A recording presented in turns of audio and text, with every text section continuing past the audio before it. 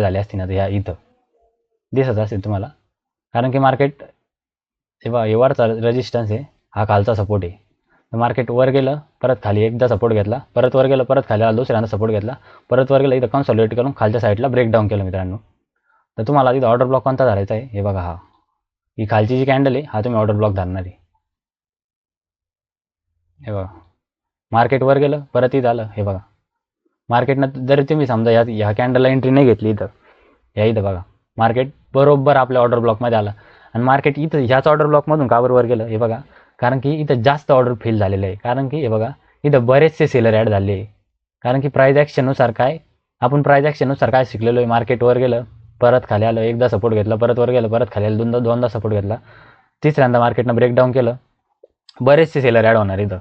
आणि आपल्याला इथं काय करायचं, बायची एंट्री बघायची. तुम्ही इथं बायची एंट्री नका बघू सध्याला, पण तुम्ही ऑर्डर ब्लॉक मार्क करा इथं अशा या ठिकाणी.